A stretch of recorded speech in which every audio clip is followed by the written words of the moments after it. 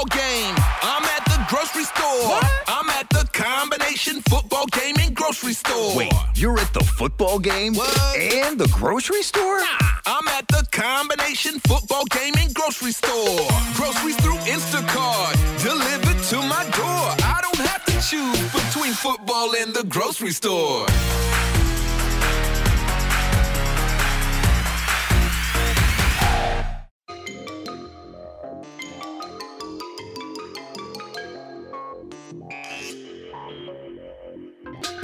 Percolate on a particular mix of odd and inspiring news headlines in Wendy's Coffee House. Newsmakers with a penchant for the unknown, unexplained, and unusual share their experiences with UFOs, ghost encounters, near-death experiences, and more for your own unique blend of Wendy's Coffee House Curious. And now, here's Wendy. It's Wendy's Coffee House. You don't have to have coffee. You can have tea. You can have Gatorade. It doesn't matter. Or you can just, dry. That's okay. One way or the other.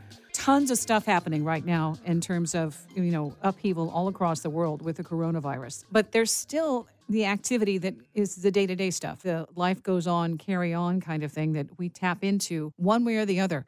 And when chaos is around, one of the best things you can do is ground and not get caught up in all the drama, trauma, and hype. That doesn't mean things aren't serious. What it means is you have the power over your own ability to either join in the chaos and continue to upgrade your own sense of fear, or disengage and allow that things are happening for a reason and you don't have to fly off the handle or lose your sense of strength and centering by going off in a direction where nobody knows where they're going. It's panic. So a lot of that's happening right now as we're talking in this interview. I also wanted to say upcoming interview coming up with Terry Lovelace. He's supposed to be at the Ozark Mountain UFO conference. This is like 33 years, one of the oldest UFO conferences in the country. And so far it's still a go, but one way or the other, we're going to interview him. And he'll be talking about something that he never intended to talk about. Back in 1977, about the same time Close Encounters of the Third Kind was released, he had an abduction, and he also has a piece of metal in his body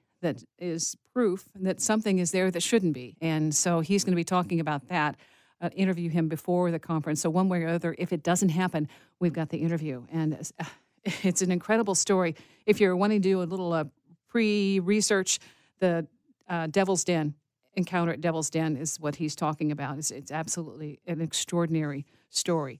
And then the UFO, Washington State. Did you know that they are the most popular place for UFOs to go visit, land, be sighted, all that? And recently, the UFO landed in the backyard. There was a little picture that you can't really tell. It looks like something is lit up. And the woman says there's nothing in her backyard that is lit up like that. She got a picture, which is, yes, we can't always do that when these things happen. And she said her dog told her it was there. I'm not the only one who has dogs who tell me these things. And the dog barks, the dog growls, the dog looks cross-eyed, and something's going on. Your pets have a lot of information and insight, and when they're doing things like that and you pay attention to them, you might be able to get your own UFO picture. But anyway, she got one, and if I can find it, I requested that she has said she has a website where these are posted. So we'll see if we can get that. In the meantime, checking in with Joan Scibienski, and this is You Were Born Psychic, Metaphysical Approach to Uncovering and Using Your Abilities. Now, the cool thing about this is the book is out, and it's got it all across the board, from dowsing to learning what your chakras are and numerology, the whole 9 yards. Everything is in there. She's been doing this for decades, we'll say, and also had, I think, an extra leg up because of an aunt who, I think in the book I read, you said predicted John F. Kennedy's assassination a couple of weeks before it happened. So, Johnny, that's an auspicious start for somebody who's around somebody who really can tune into these things and hit 100% score. Oh, yes.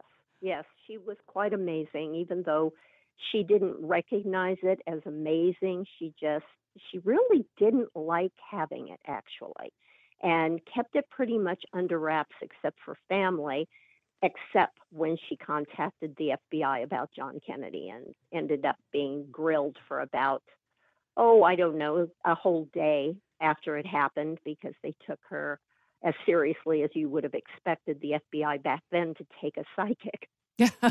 Yeah. Well, at the same time, having information that was accurate would have made them question whether she was in on it.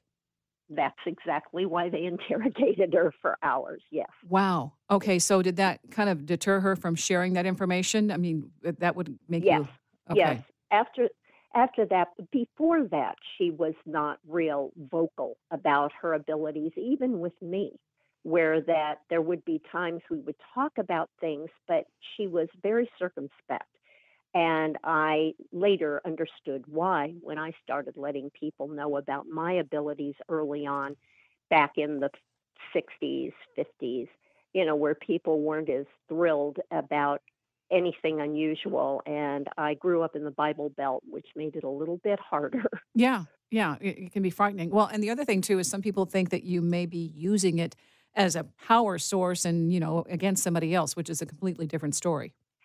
Exactly. And the idea that anyone has the power to do that unless you give them that power is absolutely asinine. We are very powerful beings, and we can take that power and use it to protect ourselves consistently so that nothing can harm us unless we let it. And back to the coronavirus you were just talking about, Hmm. worrying about things only brings what you worry to you. Instead, just say to yourself, I don't choose to experience this in this way, and I'm going to live my life well and good. Now, that doesn't mean to go out and kiss people who you don't know, but it does mean that we are consistently giving up our power to fear on this plane of existence, and we don't have to. Well, I think So, the word worry, because worry, that means to stir the pot, to consternation, that continued, you're focusing on that one thing when you're worrying. And people, I think, discount the exactly. value of that. Oh, yes, because our immune system is very much alert to what is happening in our mind. And if you are basically spending all day long living in the fear of getting sick, what the immune system reads that as is, oh, she want to become ill. And the immune system decreases every time you worry or you stress. And what we're looking for are healthy immune systems. So it takes more than eating right and exercising to keep your immune system up. It takes the right mental energy as well. And the way to use that mental energy, I always love to begin the day with meditating. And it doesn't have to be any specific brand like TM or anything. Hmm. I can just spend 20 minutes in the morning visualizing my perfect day, my perfect body, and thanking the universe for the gifts that I've already been given and that I expect to be given that day. And it's that simple. You just feel energized, you feel healthy, and your body recognizes that and reacts to it. Basically, you're claiming your mindset instead of just going reactive, you're proactive. Exactly, exactly. Now back to my aunt. I know you wanted Yes, to I talk know. some more about She's a her character. abilities. Well, she was a character. She was a Scorpio, and I think all Scorpios are characters in some way or another. But I think the most interesting thing, besides the fact that she saved my life on an occasion, which I'll go into if you want me to as well, Hmm. was that she had the ability, or at least possessed the ability once, that was documented, to be in two places at the same time. Mm. And I know most people are going to go, what? Give me a break. But this was really an interesting story because she was an accountant for a small business. And as an accountant, she, not only did the books, but she okayed releasing funds. And so she was kind of the center of the business day at this particular place that she worked. And she had gotten a ticket one day that she felt was completely unwarranted, that she had, I think it was for speeding or something, Hmm. but whatever it was, she really felt that she did not deserve this ticket, that the police officer was being, um, you know, I could use A some pill, expletives, a yeah, pill, being a yes. pill. Um, and she determined, as Scorpios often do, that she was going to fight this. She wasn't going to lay down and let some man tell her what she was doing when she knew she wasn't. Okay, hold on. So, We're going to stop because this gets us right back into women's empowerment. Yay. Okay. All right. So hang on. oh, and We're going to take a brief break. Okay. You were born psychic. My guest is Joan Scibienski. Yeah, I'll get that right. And then coming back with what your aunt did that's absolutely awesome. KCMO Talk Radio.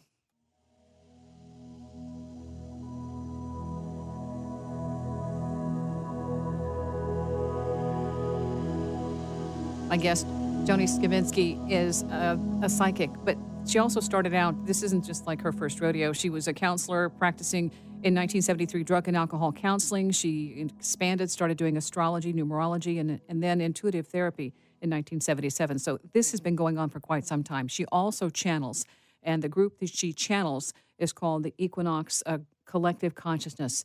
And this is so fascinating. All of the areas of these, I think, interests come together. Once you get into one, the others start opening up as well. And you had a benefit, I think, of having your aunt. Before we get into that story of what she did, you also said, and I'm going to bring this back up, Joni, the fact that she saved your life. So I'm putting that little bookmark in there. She saved your life. Now, how did she manage to be in two places at once? This is the police officer did me wrong, and I'm going to fix it. Yes. So she was at work one day, and interacting in her absolute normal way with people, but working in her mind what she was going to say to the judge the next day when she went into court. So she's, as we all do, she's playing out a scenario in her head, and she's seeing herself, contradicting his story and sharing hers, and with a lot of force. She's spending the whole day when she's not busy talking with people, focusing every bit of her intent on what she was going to do in court the next day. So then she goes home from work as she does normally, and she gets dressed for the next day, and she goes into court. And she walks in, and the bailiff says to her, "Mrs. Blank, what are you doing here? You won your case yesterday. You don't have to keep coming back." And she said to him, "What are you talking about? I wasn't here yesterday." And he said, but of course, you were here yesterday. You won your case. I can prove it to you. And she said, "I was at work yesterday."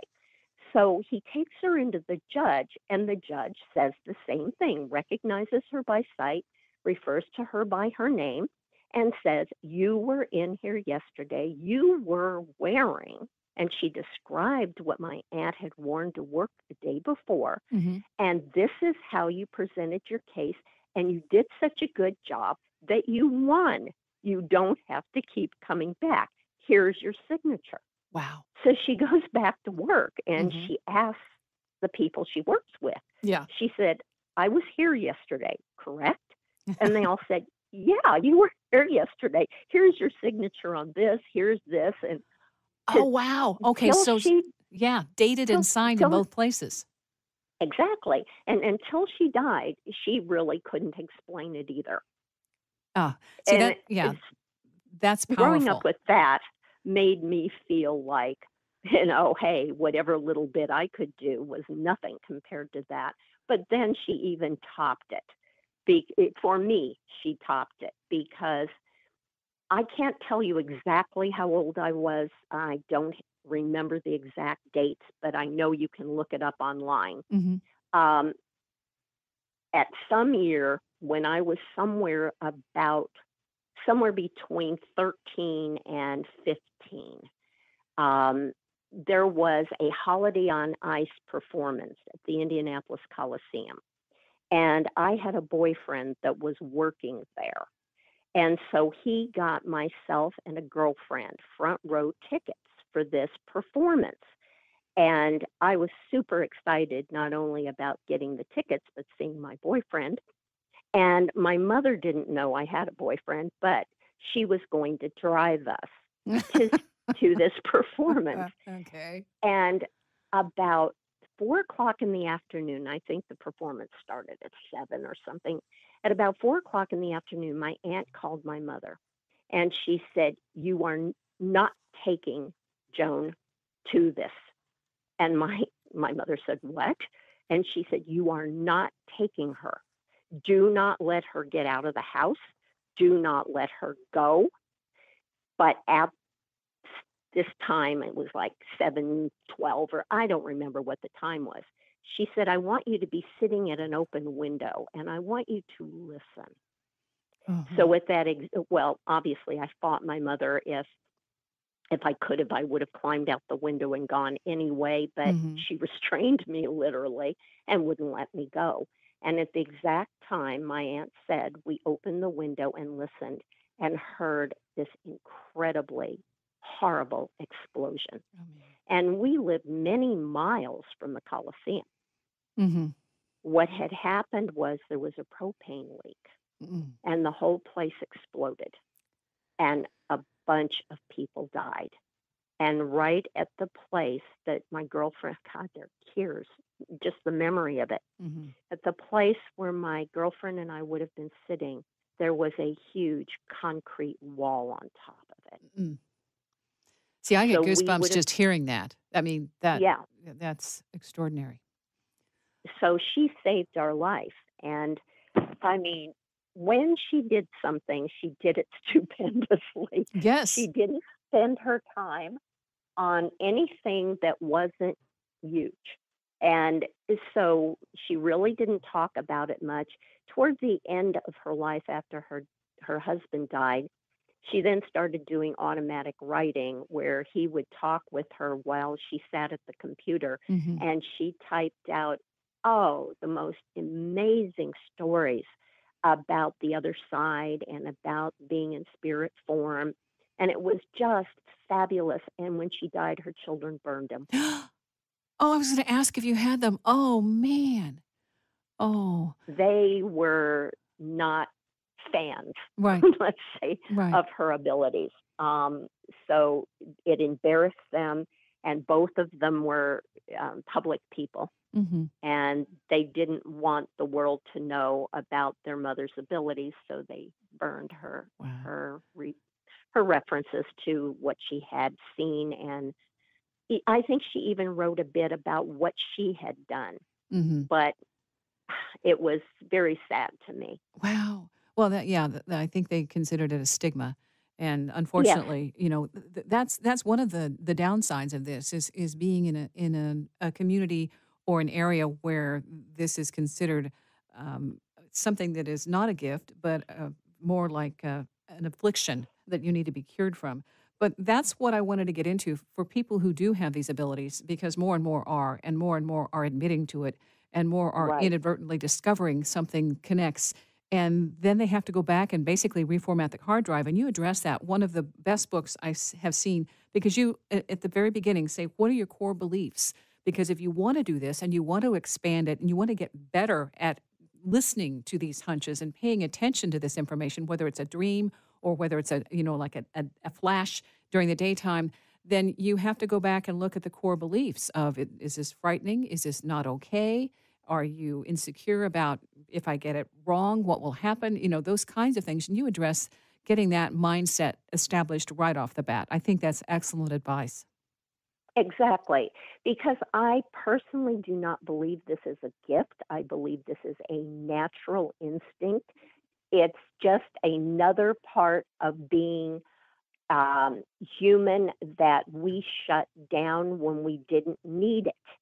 When we were first being assimilated into the world and trying to survive in a hostile environment, we needed everything we could, because at that time we were the absolute bottom of the food chain.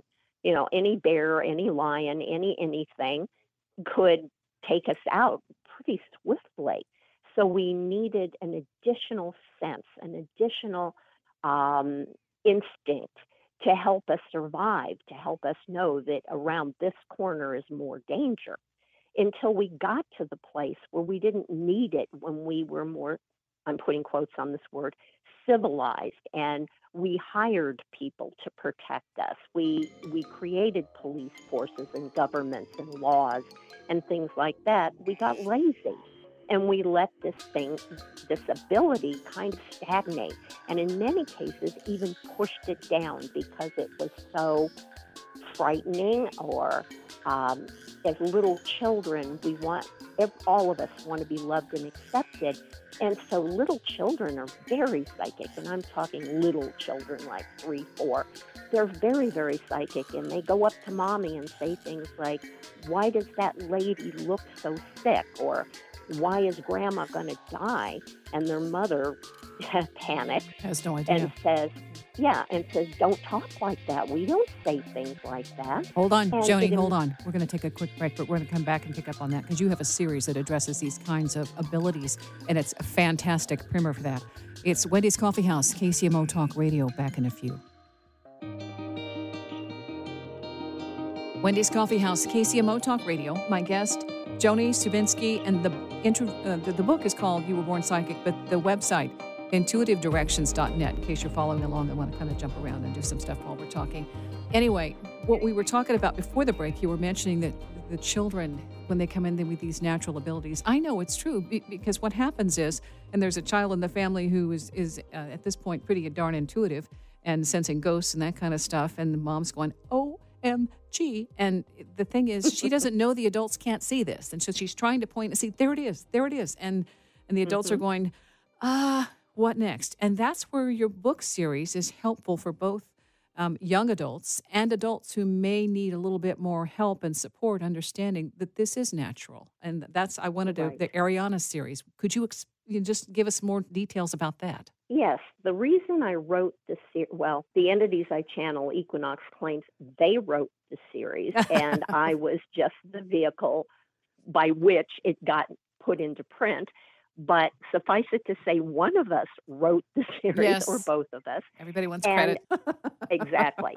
And what our intent was for writing it was, we became aware quite a while back that a lot of people were being activated, which means that our natural psychic abilities were coming up whether we wanted them to or not, that we were all becoming much, much more intuitive. And that for some people, it was very frightening. And so we started thinking about what that must be like for younger people, for teenagers particularly, who are going through such difficult phases in their life to begin with, to all of a sudden perhaps be bombarded with psychic impressions right and left, especially if their natural way of being is as an empath. So they're picking up things physically and emotionally as well that are intense. Yeah. And they don't know what's happening. So we wrote the books as it's a 3-part series of novels. And what they are, actually, the first book, which is called Be the Light, is written as kind of what I call Metaphysics 101. Let's get our feet wet and understand what psychic ability is about, how it can kind of come on you, what can precipitate it, and, what happens with it. And it's about a group of freshman college students who I call a bit misfits. They don't fit in real well anyway, who are all discovering that they're developing something, and they find each other. And through this series, I go into more in-depth things about psychic ability, what can come up, how to handle it, some of the protections. We all need to be practicing protections. If you are an empath like me, you can be in the greatest mood possible, dancing around your house, laughing, feeling good, and go out into the world and within 15 minutes feel like you want to go home and slit your throat. Now, part of that is because you're picking up everybody's angst around you, everybody's fears, everybody's pain. But not only that, there are an awful lot of people who are suicidal in the world, and you may actually be picking up their thoughts. And if you're not protected, and protections are so easy, just throw a solid barrier of white light around yourself.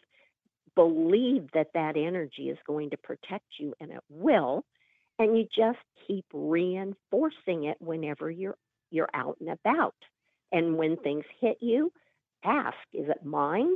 And if you hear no, then just say thank you, Yeah. take it away. Yeah. And if you hear yes, then examine it. But a lot back to the books. So, book 2 goes into a little bit greater detail and more intense types of ability, all the way through book 3 that goes into much more what I call graduate work, and a lot more in the channeling department, and working with spirits and all kinds of things. So the idea was to take people, especially those who may not know anything about this, and take them from the beginning all the way through. And it is very contiguous. It needs to be read one after the other, to kind of a place where you feel more empowered to understand what is happening with you and how to work with it. And then if you get the workbook, which is You Were Born Psychic, it also gives you tools. Well, one of the So it's, things that I like about this is it's sequential. So you get yes, introduction and then a little bit more overlay, and then the books in the series will give the light, be the light, becoming the light, and fighting darkness. So you get kind of a rounded view of the whole spectrum of abilities. exactly, exactly. And including the channeling. And I always find it funny when newbies come to me and say, "Oh, how'd you learn to channel?" And, "Oh, I want to channel." And I'm an unconscious channel, which means that I don't remember anything that I've said. Hmm. And I find it very, very abhorrent to listen to myself or watch myself channeling. It scares me. It actually freaks me out, which my publisher thinks is pretty funny. Yeah. But it really, yeah, I just can't watch it. So I am not privy to the information, except that she does me a big favor and types it out so I can read it. Otherwise, I'd be at a loss for the information. And so I always think it's funny when people who are brand new to this want to jump into what I consider one of the most intense parts of psychic ability. And I have to slow them down and say, let's start out being able to walk before you want to fly. And so the other one is people who want to immediately start talking to spirits. So the books are written with the idea that you understand that there is a progression of growth for all of us, and that if you're slam dunked into um, your PhD program before you've gone through kindergarten, you're going to freak yourself out. Well, one And of you're those going to I was going to say go one of ahead. those things has to do with the thing you started out with, protection, because you want to be able to shut it off. Hmm. And that's what this empathy and empath ability is Yes, about. When you step outside your house and all of a sudden you're hit, and it's not that you're hit, but you're immersed with all of that other right. stuff. And you have to have an ability to say, enough, not mine, wait, step back. Because if you start Exactly. doing that, everybody's the deceased show up on your door and say, okay, you're ready. Well, here we are, all 560 of us. It's like, no, no, no, no. Exactly. And, we all have guides or guardian angels or whatever word you want to give the entities that are there with you from birth to help you through this lifetime. And what most people don't understand is that you control them. You can say to them, stop, slow down. I can't handle all these dreams. Or Hmm. in my case, I don't want to know world events. Yeah, I don't want to be given things I can't do a thing about. right. And I believe because we are living in a consciousness that is linked together, that one person cannot change dramatic events. It needs a whole bunch of us combining our minds to do that. So I have historically told my guides, don't give me anything that can't be changed. I just don't want to see it. I'd worry myself sick. Right. So, and that came from my aunt not being able to get the government to listen to her and John Kennedy dying anyway. Mm-hmm. So, consequently, you have to take control of this. You cannot forfeit control of your abilities. You have to take personal responsibility, and that includes having the control to say, hey, spirits, I get it. You need help. And I will work on helping you get to the light if that's what you need. But don't overwhelm me. Okay, hold on. We're going to take a break. You Were Born Psychic is the name of the book. The website, intuitivedirections.net. Let's talk about, you're going to try and establish a community, and that is work in progress right now. Again, my guest is Joan Scibienski. It's Wendy's Coffee House, KCMO Talk Radio. Wendy's Coffee House, KCMO Talk Radio. Thank you for tuning in. There's so much chaos going on right now. And the stuff, if you're an empath or you're an intuitive or you're sensitive, can be overwhelming. And like Joni was saying before we went into the break, you step out the door and all of a sudden, wham, and you've lost all that good juju that you had, and you feel just drained or sapped. And I had an interview recently with a woman whose son who was a suicide. And one of the things he also had depression and he was bipolar, but he was extremely sensitive, she said. And he started being very, very sad about Syria before it even made world news. And they were trying to ask him, well, what's going on? And he really couldn't deal with those kinds of feelings. And there's a lot more of that going on where people are picking up on stuff, unable to identify it, and protection and grounding yourself and saying, like you said, put the light around you, or at least become aware of your own thoughts. And is this mine? Is a huge way to start your day. So I wanted to get it back into the EQ, you call them, the equinox. You're the people that guides the consciousness that you channel. And you said you don't like world events, so you keep that out. But so what do they say? Well, Equinox and I are very different entities. And when I started channeling them 40 years ago, I used to argue with them. I'd come back and my late husband would tell me what was said. And then I would argue with them. And, you're wrong. It's not like that down here. And after 40 years, I learned the hard way that they are right and I'm not. And they like me to be an unconscious channel, partially because they do deal with world events. It was at least 30 years ago that they warned us there would be a religious war in this country, which I think we've been seeing. They have warned us about this epidemic for probably the 15 years at least. Mm-hmm. They have warned us about an awful lot of other things, and they don't just warn us. They tell us how to prevent them. Joni doesn't do that because Joni would just worry about it. I am not in a place where I see the big picture. I'm still down here on this planet trying to survive like everybody else. So, but they're not, and they understand the totality of all that is, as far as I can tell. Mm-hmm. And so they will discuss lots of things with us. And one of the things, they have some very specific things they have said from the beginning of our interaction together. The first is that there is nothing greater nor lesser than thyself. That is a biggie, that we are all equal, we are all powerful, and that we are all linked, that what happens in Syria does affect us. Mm-hmm. What happens in anywhere, we are being affected. The smallest creature that dies on our planet, never to be seen again, will have an effect on the largest creature, including us, on this planet. And they've been saying that over and over again. They've been warning us about water and about how hot the waters are becoming and what happens when that happens.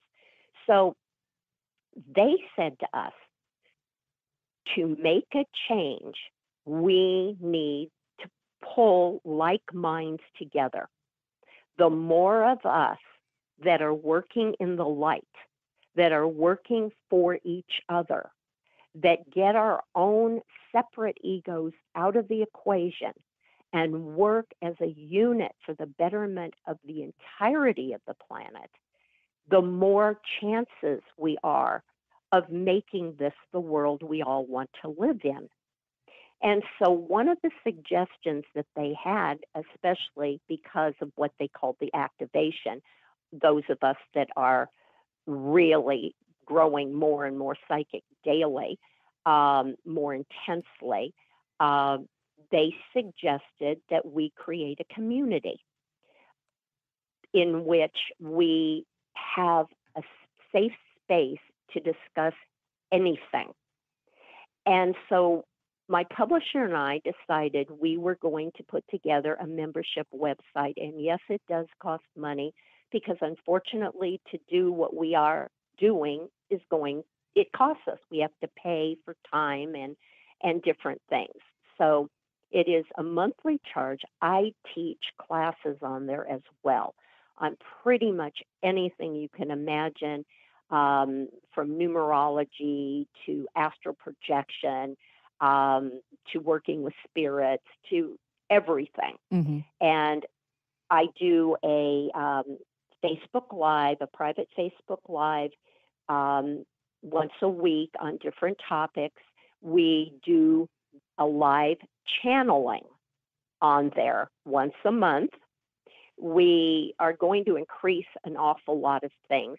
And then we have kind of a community connection where those of us that are working in certain things will discuss what we're doing, how we're doing it, what's needed in our communities, how we can help one another, pardon me, the different groups of people. We have one woman that is involved a lot with sound and music and voice and frequencies and how they are used for healing. And there's a whole group of people from all over the world who get together and do this kind of work.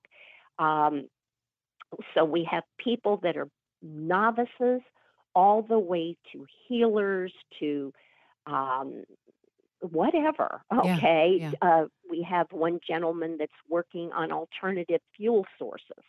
So we have all kinds of things coming together to create ideas, to brainstorm, to help make things happen. And it's on Facebook. It's called The Circle, led by Joan Scibienski. So all you have to do is get on Facebook and look up The Circle, led by Joan Scibienski, and you'll find us. And I don't think you'll be disappointed because, like you said, this is new. So we are growing, and each new person adds their flavor to this. And it's really quite awesome. It's especially when we're surrounded by the negative every single day. We've got a group of people who are working physically and emotionally and psychically to make a difference. Okay. So the other way to get this information is to go onto your website, intuitivedirections.net, Yes. because it also has a circle. It has details about what's going on. Also, there's a video there, like an introductory video you can find out. And the purpose basically is to really build the energy and focus in a proactive, let's do everything we can to to upgrade our thoughts and our focus. We're out of time. I really appreciate you giving all of this information right now to give people kind of a shot in the arm with the coronavirus panic that's happening, that we don't have to fall into that mindset. So thank you. No, you're welcome, and thank you for having me. Okay, the book is called You Were Born Psychic, a metaphysical approach to uncovering and using your abilities. It covers everything. The story about Joni's aunt who predicted the Kennedy assassination is in there too, and her bilocation. Absolutely fascinating. Joni, I wish you had her notes, or at least you could write a little bio about her, because she's a fascinating woman and basically inspiration that this doesn't just happen overnight. It's here. It's been around us all the time. Thank you for listening. Yeah. Wendy's Coffee House. I'll put some links on the blog. Wendy's Coffee House, KCMO Talk Radio. Till next time, remember, you are your thoughts. Keep them up and you'll find the light. How's that? See ya. Instacart shoppers know groceries. They know that you can't make guacamole with rock-hard avocados. They know how to quickly find those peanut butter pretzels you can never find. And they keep you in the know by giving you updates about your order along the way. Let Instacart shoppers help take shopping off your plate so you can get time and energy back for what really matters. Visit instacart.com or download the app to get free delivery on your first 3 orders. Offer valid for a limited time. Minimum order $10. Additional terms apply. Instacart. Add life to cart. Instacart shoppers know groceries. They know that you can't make guacamole with rock-hard avocados. They know how to quickly find those peanut butter pretzels you can never find. And they keep you in the know by giving you updates about your order along the way. Let Instacart shoppers help take shopping off your plate so you can get time and energy back for what really matters. Visit instacart.com or download the app to get free delivery on your first 3 orders. Offer valid for a limited time. Minimum order $10. Additional terms apply. Instacart. Add life to cart.